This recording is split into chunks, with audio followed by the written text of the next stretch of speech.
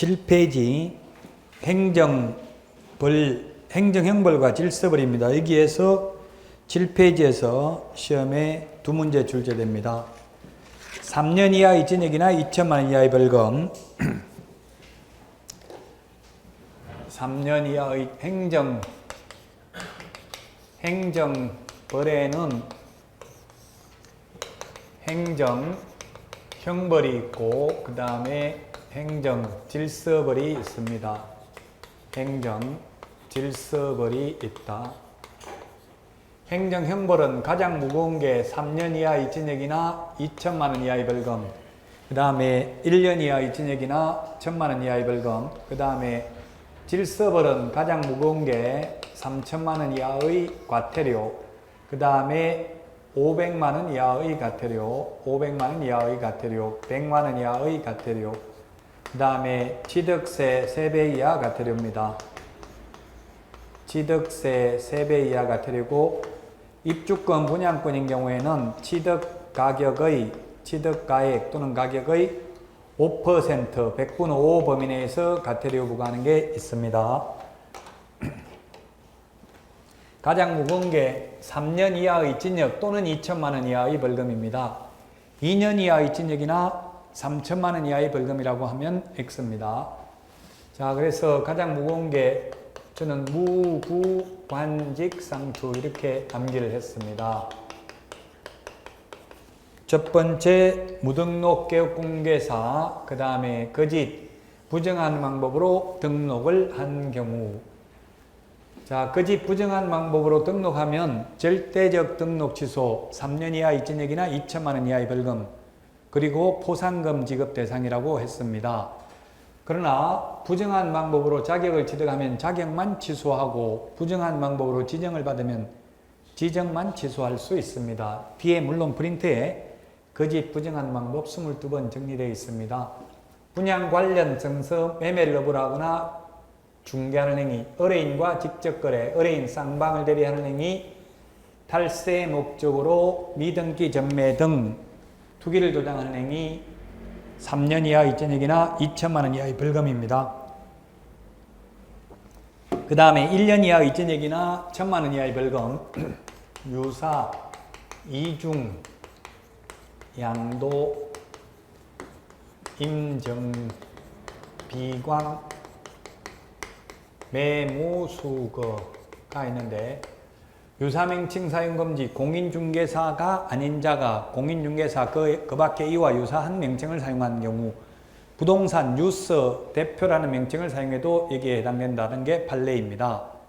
자, 그 다음에 개업공인중개사가 아닌 자가 공인중개사 사무소 또는 부동산 중개라는 유사명칭, 발품부동산, 부동산 카페라는 명칭도 사용하면 안 됩니다. 무등록 개업공개사는. 자, 그 다음에 이중등록, 이중소속, 이중사무소는 여기에 해당이 됩니다.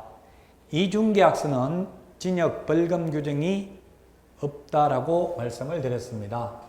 자, 그 다음에 자격증 등록증 양도대여입니다.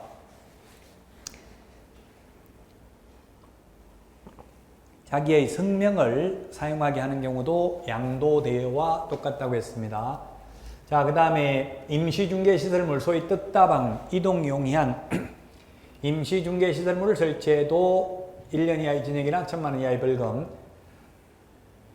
거래정보사업자가 정보를 거짓으로 공개한 경우 1년 이하의 징역이나 1천만 원 이하의 벌금, 그 다음에 비밀준수 의무가 있습니다. 비밀준수 의무 위반. 비밀준수 의무 위반도 1년 이하의 징역이나 1천만 원 이하의 벌금인데, 이 비밀준수는 반의사 불벌죄입니다. 피해자의 명시된 의사에 반하여는 벌하지 않습니다. 자, 그 다음에 개업공개사가 아닌 자가 중개대상물에 대한 표시광고를 한 경우입니다. 표시광고, 무등록 개업공개사가 표시광고를 하면 1년 이하의 징역이나 1천만 원 이하의 벌금. 자, 그 다음에 매매를 업으로 하는 경우 무등록 개업공개사임을 알면서 그를 통해서 중개를 의뢰받거나 무등록 개업공개사에게 자신의 명의를 이용케 하는 행위, 중개보수 또는 실비를 초과하여 금품을 받는 행위, 그 다음에 거짓된 은행, 그 밖에 의뢰인의 판단을 그르치게 하는 행위가 1년 이하의 징역이나 1,000만 원 이하의 벌금입니다. 그 10번을 밑줄 치는 이유는 작년에 신설됐습니다. 무등록 개업공개사가 이 광고를 하게 되면은 1년 이하의 징역이나 1,000만 원 이하의 벌금에 처하게 되겠습니다. 자, 그 다음에 이 중에서 뭐 절대적 취소인지 상대적 취소인지 이 매무수거 이거는 상대적 취소고요. 유사명칭 사용금지는 행정처분에 관한 규정은 없습니다. 징역 벌금만 규정되어 있고요. 이중등록, 이중소속은 절대적 취소, 이중사무소는 임의적 취소, 양도대여는 절대적 취소, 자격 취소고요.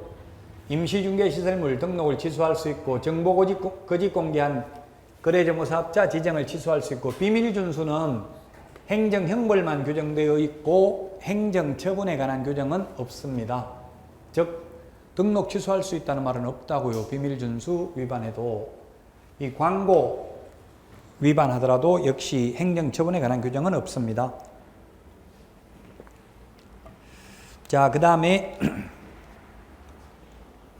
500만 원 이하의 과태료입니다. 500만 원 이하의 과태료. 500만 원 이하의 과태료. 3천만 원 이하의 과태료는 거래대금, 지급증명자료, 미제출입니다. 통장 입금표 제출하라고 하는데 제출 안 하면 3천만 원 이하의 과태료입니다. 근데 만약에 제출을 해가지고 거짓 신고한 게 적발되면은 취득세 3배 이하 과태료입니다. 거래대금 지급증명자료 이외의 자료 제출을 안 하면 500만 원 이하의 과태료입니다. 자, 그 다음에 500만 원 이하의 과태료인데 저는 암기를 거래, 신고, 개운, 해공, 명령교 이렇게 암기를 했는데, 자, 구체적 기준이 무거운 거부터 봤습니다. 구체적 기준이 500만 원짜리가 있고요. 그 다음에 400만 원짜리가 있고 300만 원짜리가 있고 구체적 기준 200만 원짜리 연수교육 안 받으면 구체적 기준이 최대 100만 원입니다. 어차피 암기하는 거 무거운 거 순서대로 500, 400, 300, 200, 100 구체적 기준이 무거운 거부터 암기하면 됩니다. 물론 기출문제는 당연히 구체적 기준 대통령령에 있는 것까지도 시험에 출제됐었습니다. 1번 중요합니다. 이게 옛날에는 확인 설명하지 않거나 근거자료 제시하지 않는 경우에는 업무 정지였는데 작년에 500만 원 이하의 과태료로 바뀌었습니다. 그래서 확인 설명도 안 하고 근거자료도 제시 안 하면 구체적 기준이 500만 원입니다. 둘 중에 하나를 안 하면 구체적 기준이 400만 원입니다. 그 다음에 계약일로부터 60일 이내에 부동산 거래 신고를 안 하면 최대 500만 원입니다. 그 다음에 거래대금 지급증명자료 이외의 자료 제출을 안 하면 구체적 기준이 500만 원입니다. 자, 그 다음에 3번에 있는데 거짓 신고하도록 조장하거나 방조한 자, 그 다음에 거짓 신고하도록 요구한 자 모두 400만 원입니다. 구체적 기준이. 자, 그 다음에 걔는 협회의 개선명령을 국토교통부 장관이 협회에 대해서 개선명령을 하는데 그게 따르지 않는 경우입니다. 협회가 위반 행위를 하면 오로지 500만 원 이하의 과태료밖에 없습니다. 처벌 규정이 협회는. 그 다음에 매수 신청 대리 관련 위반 행위를 해도 징역, 벌금, 과태료 없습니다. 매수 신청 대리 관련 위반 행위하면 오로지 매수 신청 대리인 등록 취소와 매수 신청 대리 업무 정지밖에 없습니다. 자, 그래서 개선 명령을 따르지 않는 경우가 되겠고요. 자, 그 다음에 동그라미 7번 우는 운영 규정을 위반해서 정보망을 설치 운영한 거래정보사업자가 되겠고요. 7페이지 동그라미 8번 해는 뭐냐면 임원에 대한 징계 해임 요구입니다. 해임 요구를 이행하지 않거나 시정명령을 이행하지 않는 경우 400만 원이고요. 9번이 뭐냐면 공제사업 운용 실적을 매 회계년도 종료 후 3개월 이내에 일간신문 또는 협회보에 공시하고 협회 인터넷 홈페이지에 게시하지 않는 경우 300만 원이고요. 감독상 명령을 위반한 협회와 거래정보사업자는 500만 원 이하의 과태료, 구체적 기준 200만 원이고 개업 공인중개사가 이 감독상 명령을 위반하면 업무정지였습니다. 업무정지.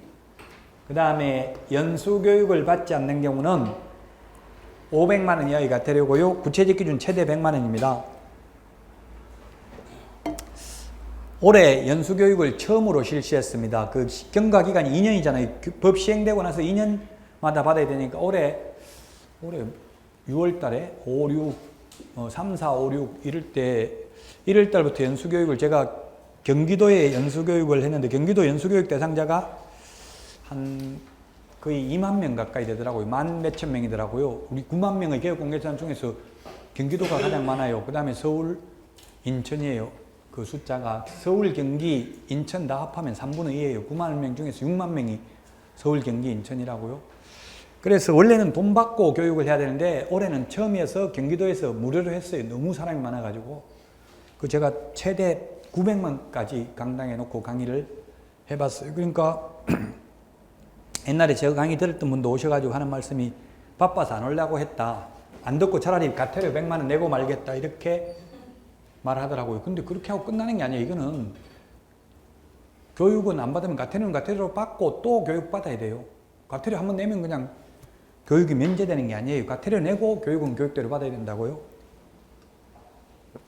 우리 군대에서 탈영하면은 진역 받아도 또 가서 또 군대 생활 해야 돼요. 제대할 때까지. 마찬가지예요. 연수교육은 무조건 받아야 돼요. 과태료만 내면 안 받아도 된다. X입니다. 과태료 내고 또 받아야 돼요. 연수교육은 12시간 이상 16시간 이하인데 올해 12시간 했어요. 그래서 인터넷으로 6시간, 현장 교육 6시간 해서 이틀 교육을 했어요. 아니면 이틀 다 현장에 나와서 교육을 해도 물론 가능합니다. 자, 그래서 저는 확거래 신고, 개운, 해공, 명령조 500만 원 이하의 과태료고요. 그 다음에 100만 원 이하의 과태료. 이 구체적 기준 무거운 것부터 했으니까 거의 암기할 수가 있어요. 100만 원 이하의 과태료 9개입니다. 명칭, 광, 반납, 고의계휴. 자, 구체적 기준이 50만 원짜리가 4개고요. 그 다음에 30만 원짜리가 4개고 맨 마지막에 구체적 기준이 20만 원입니다. 시험에 물론 당연히 구체적 기준 출제됐습니다. 자, 그래서 명칭 표시 위반이 2개인데요. 명칭 표시가 개업공개사가 공인중개사 사무소 또는 부동산 중개라는 명칭을 사용하지 않는 경우, 그 다음에 소위 중개인이 공인중개사 사무소라는 명칭을 사용하는 경우입니다. 100만 원 이하의 과태료고 구체적 기준은 50만 원입니다. 광은 여기도 광이 있고요. 여기도 광이 있습니다. 이거 1년에 1000만 원짜리 광도 있고 100만 원 이하의 과태료 광도 있는데 1년에 1000만 원은 무등록 개업공개사가 중개사무에 대한 광고를 한 경우고요. 이 100만 원 이하의 과태료는 개업공개사가 광고를 하면서 4가지 사항을 표시하지 않는 경우입니다. 중개사무소 명칭, 소재지, 성명, 연락처를 표시하지 않는 경우는 100만 원 이하의 과태료입니다. 저도 현업에 해보니까 어떻게 되냐면 플랜카드로 임대문의 해가지고 핸드폰 번호만 적혀 있어요. 전화해보면 99%가 개업공개사예요. 이제 개업공개사라는 걸 표시해야 된다고요. 건물주라면 그냥 임대문의 해가지고 자기 핸드폰 번호만 적어놔도 되겠죠? 근데 건물주가 아니라면 개업공개사라면 반드시 개업공개사의 명칭을 표시하여야 합니다. 등록증을 취소되고 나서 7일 안에 반납 안 하면 50만 원이고요. 자격증 취소되고 나서 7일 안에 반납 안 하면 구체적 기준이 30만 원입니다. 인터넷에 질문 올렸더라고요. 저한테 자격증이 중요하냐, 등록증이 중요하냐 이렇게 묻더라고요. 그래서 저는 아무 생각 없이 자격증이 중요하겠죠 이랬더니만 그럼 중요한 거 반납 안 하면 30만 원이고 안 중요한 거 반납 안 하는데 왜 50만 원인지 이유를 설명해봐라. 설명 못합니다. 제형 법정주의입니다. 법조문에 있는 대로 처벌할 뿐이에요. 그래서 제가 추론을 하건데 이게 자격증은 가지고 있어봐야 반납 안 해봐야 폼만 잡는 거지 중개업은 못하잖아요. 근데 등록증 가지고 있으면 일반 국민들이 개업공개사로 오인할 가능성이 있으니까 이걸 반납 안 하면 더 무겁게 처벌해요. 50만 원, 등록증은 50만 원, 자격증은 30만 원이에요. 7일 이내 반납 안 하면. 자, 그 다음에 이것도 중요해요. 보정 설정을 처음부터 안 하면 등록을 취소할 수 있습니다. 그러나 보정 설정을 하고 보장금액 등을 설명하지 않거나 보정관계 증서를 교부하지 않는 경우에는 100만 원 이하의 과태료입니다. 현업에서 이거 교부할 때 낙서해가지고 교부해요? 아니면 그냥 깨끗하게 교부해요? 현실적으로 교부받아 보신 분 없어요? 현실적으로 낙서해가지고 복사해가지고 줘요. 왜? 설명했다는 근거를 남기기 위해서. 근데 그렇게 하더라도 버리고 안 받았다 할 수도 있겠죠. 그래서 반드시 보정 설정 증명서도 교부받았다 이걸 갖다 확인 설명에 보면 뭐라고 되어 있냐면 확인 설명서에 확인 설명을 듣고 확인 설명서를 수령합니다 이렇게 되어 있어요. 거기다 추가로 계약서도 교부받고 보정관계 증서도 교부받았습니다. 추가로 더 삽입하는 거는 공인중개사법 위반이 아니에요. 법정 서식에 있는 걸 빼버리면 위반이지만 그 추가로 그것도 적어 넣는 게 좋다고요. 안 그러면 이거 교부했는데 버리고 안 받았다 하면은 교부했다는 걸 입증해야 되잖아요. 그래서 현업에서는 보통 이걸 뭐라고 하지? 그 비닐봉지 같은 데 이런 데 넣어주잖아요. 그 견출 뭐라고 하지? 그거 블라인드 뭐 이런 거 있잖아요. 그 이름을 잘 모르겠네 갑자기. 거기다 뭐 넣어가지고 줘요. 이렇게 몇 장 넘기는 거에. 근데 넘겨도 그 빼가지고 버리고 안 받았다 하면 준 걸 입증해야 된다고요. 그래서 항상 교부할 때는 그 뭐 교부했다 그런 걸 다 적는 게 좋아요. 안 그러면 그냥 교부해 놓으면 나중에 입증하기가 어려워요. 사무소 이전 신고는 옮기고 나서 사후 10일 이내에 해야 된다. 등수보호자 4가지 사항이 게시해야 된다. 등록증, 중개보수요일표, 보정설정 증명서류, 자격증 원본 게시 안 해도 30만 원. 6월 초과 무단휴업은 임의적 취소, 3월 초과 무단휴업, 폐업신고, 재개신고, 변경신고 위반은 100만 원 이하의 과태료, 구체적 기준은 20만 원이 되겠습니다. 자, 그 다음에 취득세 3배 이하 과태료는 거짓신고 한자입니다. 거짓신고 한자. 거짓신고 한자인데 입주권, 분양권인 경우는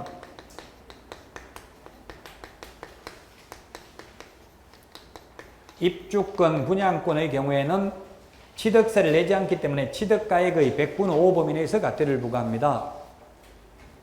취득세는 잔금일로부터 60일 이내죠? 아까 우리 뒤에 나옵니다. 계약일로부터 60일인지 잔금일로부터 60일인지.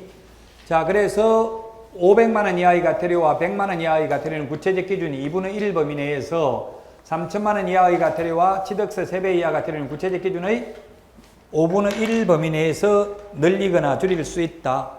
아무리 늘리더라도 법에서 정하고 있는 기준금액 3천만 원을 초과할 수는 없다. 위반 행위의 동기, 결과, 횟수를 참작하여 이건 2분의 1이에요. 그럼 만약 400만 원 2분의 1이면 뭐예요? 400만 원에 2분의 1을 더해주거나 또는 2분의 1을 빼줄 수 있다. 그러면 600만 원에서 200만 원까지 과태료를 부과할 수 있는데 아무리 가중하더라도 법에서 정하고 있는 500만 원 초과할 수 없죠? 그럼 500에서 200만 원 사이에서만 재량권을 행사할 수 있도록 노무현 정부 때 바뀌었다. 이런 것들은 바뀌어도 전혀 다시 이명박 정부 때 옛날 노무현 정부 때 하던 거 뭐 대못 뽑는다 해가 다 개정을 다시 원상복구 시켰는데 안 시킨 게 바로 이런 거 하고 그 다음에 실거래가격 신고제도 이런 거는 실거래가격 신고제도도 그때 도입됐잖아요.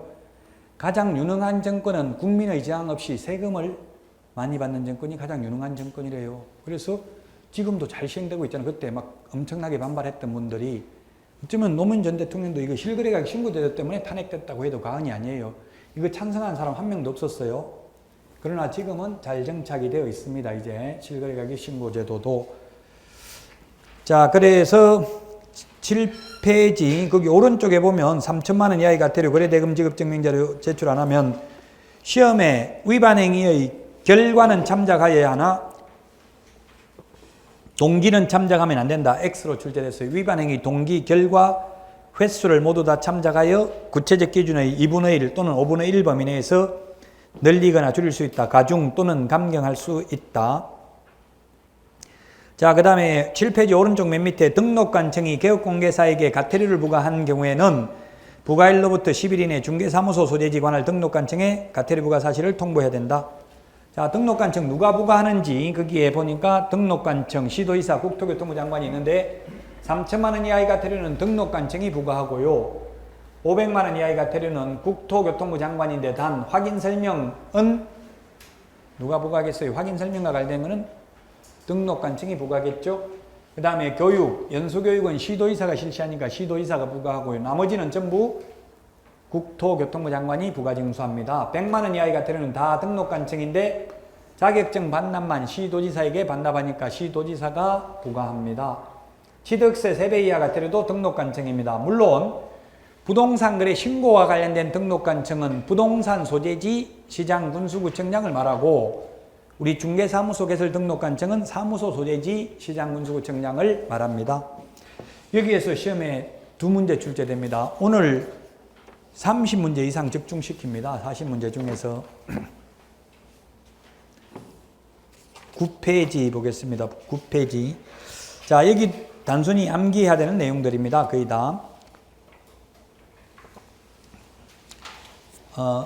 핵심 정리 6번인데, 자, 거래 예정 가격, 의뢰 가격, 가액 같은 말입니다. 가액, 가격, 금액 같은 말이고요. 그 다음에 거래 예정 가격, 예정 금액, 예정 가액 다 같은 말입니다. 그 다음에 거래 금액이 있습니다. 거래 금액, 거래 가액. 자, 이 세 가지 표현을 공인중개사법에서 쓰고 있는데요. 의뢰 가격은 호가입니다. 호가, 호, 부를 호자, 가격 가자. 입지제질 때까지 받고 싶은 금액 부르는 게 거래, 의뢰 금액입니다. 거래 예정 금액이라는 것은 개업공개사가 계략적으로 평가한 금액입니다. 일종의 시세입니다. 그 다음에 거래 금액은 실거래 금액입니다. 실거래가입니다. 자, 의뢰 가격이라는 표현을 쓰고 있는 게 두 번 있습니다. 일반 중개 계약서 표준 서식 기재사항입니다. 기재사항. 일반 중개 계약서는 법정 서식이 있습니다. 그 법정 서식 기재사항이고요. 그 다음에 전속 중개 계약서 기재사항입니다. 의뢰 가격, 호가, 받고 싶은 금액. 그 다음에 거래 예정 금액 또는 예정 가격 시세를 적는 것은 첫 번째 확인 설명해야 될 사항입니다. 그 다음에 확인 설명서 기재해야 될 사항입니다. 거래 예정 금액은. 그 다음에 확인 설명서 기재 요령. 확인 설명서 기재 요령의 중개 보수는 거래 예정 금액, 거래 예정 금액 곱하기 요율과 같이 기재한다고 되어 있어요. 이게 입법의 불비입니다. 논리적으로 보면 안 맞아요. 시세대로 중개보수를 받는 거 아니죠? 그런데 확인설명서에는 이렇게 되어 있다는 이야기입니다. 확인설명서 기재 요령에 중개보수는 실제 거래 금액에다가 요율을 곱하는 게 맞잖아요. 그러나 확인설명서 기재 요령에는 중개보수는 거래 예정 금액 곱하기 요율과 같이 기재한다라고 되어 있다고요. 입법의 불비라고 봐야 됩니다.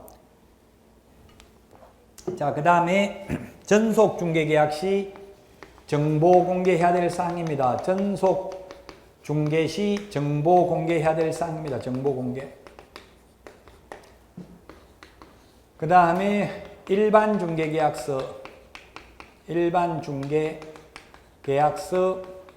필요적 기재사항입니다. 필요적 기재사항이 지금 우리 프린트 보고 있는 게 물가 수준입니다.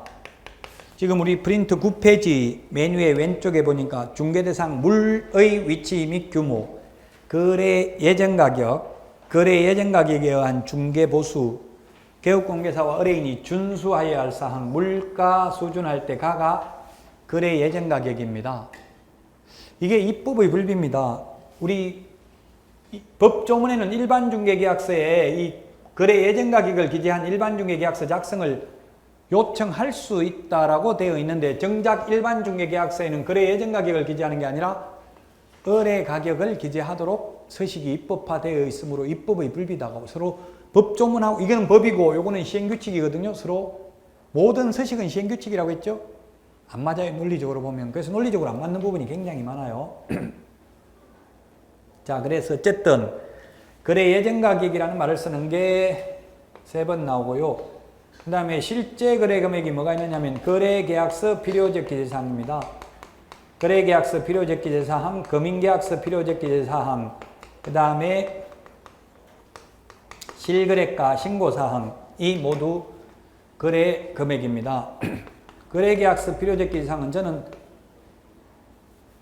당물, 계급, 인권조, 확약 당사자 물건의 표시 계약일 거래 금액이 그가 거래 금액입니다. 거래 예정 금액이 아니고 물건의 인도일시 권리 이전 내용 조건 기한 확인 설명서 교부일자 그 밖의 약정 내용 즉 우리 프린트 9페이지 두 번째 박스에 있어요. 필기 안에도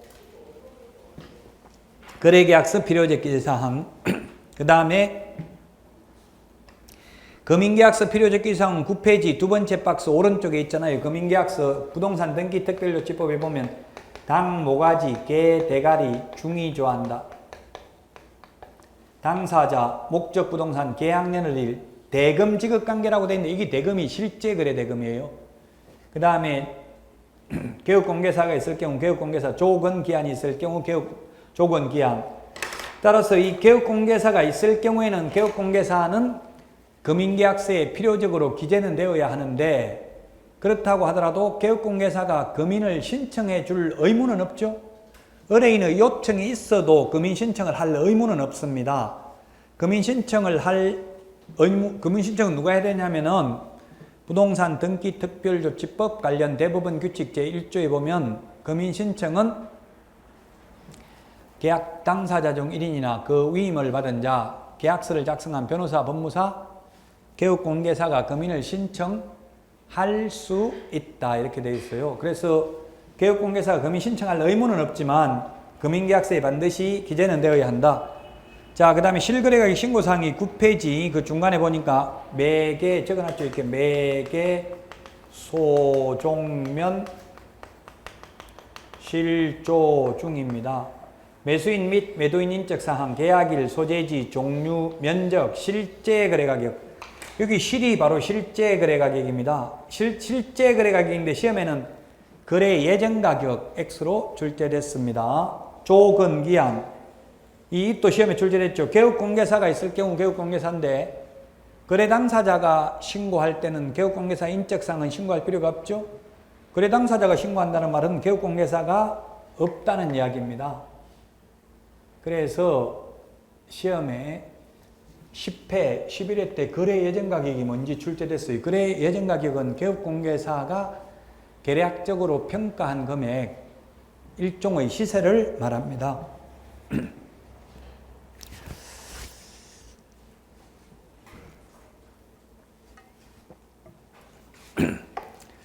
자, 그러면 다시 그 9페이지 중간에 실거래가격 신고, 그게 신고 의무자 오른쪽에 별표해 놓은 거, 이 실거래가격 신고가 시험에 두 문제 정도 출제됩니다. 신고 의무자는 직거래인 경우는 거래 당사자, 중개거래인 경우는 반드시 개업공개사가 신고해야 됩니다. 그래서 시험에 중개거래인 경우는 개업공개사 또는 거래 당사자가 신고해야 된다고 하면 X입니다. 중개거래일 때는 반드시 개업공개사가, 직거래일 때는 반드시 거래 당사자가 신고해야 됩니다. 두 번째, 그 신고 방법이 나와 있는데, 신고 방법. 신고, 부동산 거래 신고를 하는 방법이 첫 번째, 전자문서가 있고요. 전자문서가 있고, 그 다음에 신고서 제출이 있습니다. 신고서 제출이 있는데, 전자문서는 반드시 본인이 해야 됩니다. 본인. 근데 신고서 제출은 본인이 할 수도 있고 대리인이 할 수도 있습니다. 본인이 할 때 누가 신고를 하든지 간에 신고하는 사람은 반드시 신분증을 제시해야 됩니다. 그래서 전자문서로 신고, 인터넷으로 신고할 때는 공인인증서가 있으면 됩니다. 그 다음에 본인이 신고할 때는 신분증 제출해야 되고요. 만약에 대리인이 신고하는 경우는 두 가지 케이스가 있어요. 거래 당사자를 대리하는 경우가 있고 개업공개사를 대리하는 경우가 있습니다. 자, 그러면 거래 당사자를 대리하는 경우에는 대리인 신분증 제출해야 됩니다. 대리인 신분증, 신고하러 가는 사람 신분증은 반드시 있어야 됩니다. 그 다음에 본인 자필 서명 있는 위임장이 있어야 됩니다. 그 다음에 제가 이번에 8회 모의고사에 낸 게 아마 이게 있을 것 같긴 한데, 신분증 사본만 제출하면 되지 신분증에는 자필 서명이 필요 없죠. 처음에 법이 만들었을 때는 신분증에도 자필 서명을 했어요. 근데 지금은 자필 서명 안 해요. 신분증에는. 신분증에 자필 서명한다는 거는 뭐예요? 신분증 복사해가지고 거기에다가 또 자필로 이름 적어야 되는 거죠. 근데 지금은 안 해도 된다고요. 혹시 8회 모의고사 이런 거 없었나요? 모의고사 아무도 안 보셨구나. 예, 신분증 4본 있어야 됩니다. 본인의 신분증 4본. 근데 이게 만약에 법인인 경우에는 법인은 자필을 할 사람이 없기 때문에 법인 인감이 날인되어 있는 위임장이 있어야 되고요. 그 다음에 법인인 경우에는 신분증 대신에 법인 인감증명서 제출해야 됩니다. 공인중개사법상 개인이 인감증명서 제출하는 경우는 없습니다. 근데 법인 인감증명서 제출해야 됩니다. 자, 그러면 본인이 누구의 매수인, 매도인이 되겠는데, 그러면 이거 자필 서명 있는 위임장이나 신분증 4번은 매도인, 매수인 두 사람 거 다 받아야 될까요? 둘 중에 한 명 거만 받으면 될까요? 답은?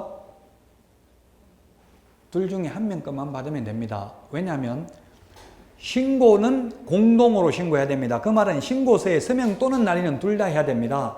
신고서 제출은 그런데 둘 중에 한 명이 하면 되죠? 지금 이건 뭘 대리하느냐면 제출을 대행하는 거예요. 신고서 제출이잖아요. 제출을 대행하는 거니까 한 명 것만 받으면 돼요. 그래서 현업에서 제가 해보니까 주로 매수인 걸 많이 받아요. 왜냐하면 등기 대행을 매수인을 대신해서 법무사가 등기하러 가잖아요. 그러면 주로 매수인 걸 많이 받아요. 물론 매도인 것만 받아도 상관없어요. 현실적으로는 그렇다는 이야기예요. 매수인 걸 많이 받고 있어요. 둘 다 받아야 되는 거 아니에요. 제출을 대행하는 거니까 둘 중에 한 명 것만 받으면 되죠. 매수인이나 매도인 둘 중에 한 명 것만. 자, 그 다음에 개업공개사를 대리하는 것은 소속공개사는 대리할 수 있다. 그러나 중개보조원은 대리할 수 없다. 엄밀히 말하면 신고서 작성을 대행할 수 있는 건 아니고 제출을 대행할 수 있습니다. 법조문에 대리라고 안 돼 있고 그냥 대행이라고 돼 있어요. 대행할 수 있습니다. 그 소속공개사의 경우는 소속공개사 신분증만 가져가면 됩니다. 개업공개사 위임장, 개업공개사의 등록증 4번도 필요 없습니다. 왜? 소속공개사 신분증, 전화번호, 주민등록번호만 입력하면 고용신고가 돼 있으면 다 전산에 뜬다고요. 왜? 자격증 교부대장은 전자적 처리가 가능한 방법으로 작성 관리해야 되니까 특별한 사정이 있는 경우를 빼고는. 자, 이게 신고 방법이 되겠습니다. 자, 그 다음에 해제 신고, 정정 신청, 변경 신고입니다. 해제 신고, 해제 신고, 정정 신청, 변경 신고가 있는데 변경 신고 특징이 있습니다. 이 중에서 해제 신고는 거래 당사자 서명 또는 날인을 받아두어야 합니다. 계약서, 확인설명서만 서명 및 날인이고 그 외의 서류는 모두 서명 또는 날인입니다. 그 다음에 정정신청은 법정서식이 없습니다. 법정서식이 없다. 그 다음에 변경신고는 등기법에 따른 등기 신청 전에만 가능합니다. 등기 신청 전에만 가능하고 세 가지 모두 다 하여야 한다가 아니라 할 수 있다. 하지 않더라도 처벌 규정은 없습니다. 해제 신청, 해제 신고, 정정 신청, 변경 신고 세 개는 모두 다 하여야 한다가 아니라 할 수 있다.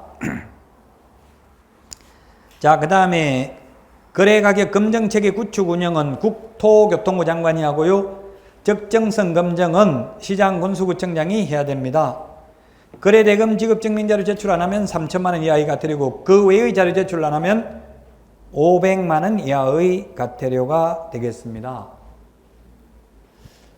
자, 그러면 실거래가격을 검증한 등록관청은 시도지사한테 며칠 이내 보고해야 돼요? 등록관청은 실거래가격 검증 결과를 보고해야 되는데 시도지사한테 보고해야 되는데 며칠 이내 해야 된다? 10일, 7일 지체 없이 다 X. 15일 X. 단 시도지사가 국토부 장관에게 보고하는 건 며칠 이내 해요? 5일 X. 언제까지? 매월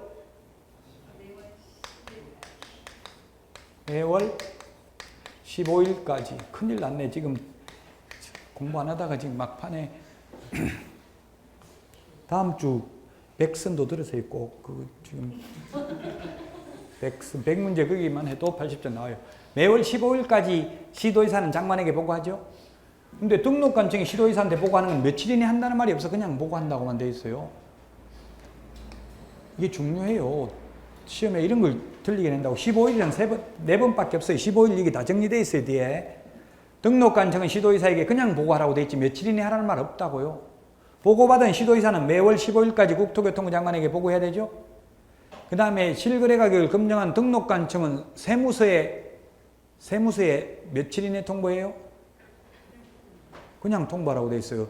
주택법에서는 주택거래 신고제도에서는 15일 이내에 통보하라 이런 말이 있었는데 지금 그런 말 없고 그냥 실거래 가격을 검증한 등록관청은 세무서장에게 통보해야 돼요.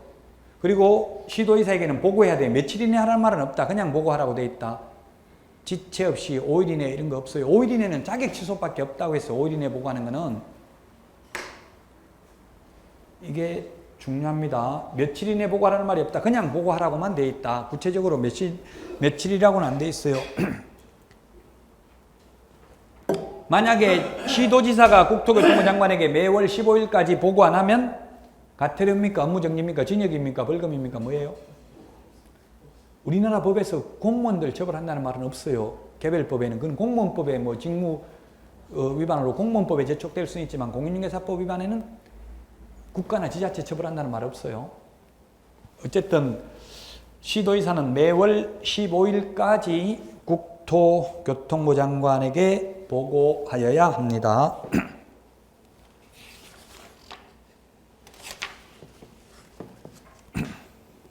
이게 식사하고 나니까 지금 졸고 계셔가지고 여기까지만 하고 주무세요. 조금 10분 주무셨다가 맨 밑에 전속중개계약부터는 쉬었다 가겠습니다. 전속중개계약이 보통 2문제는 출제돼요. 네, 쉬었다 하겠습니다.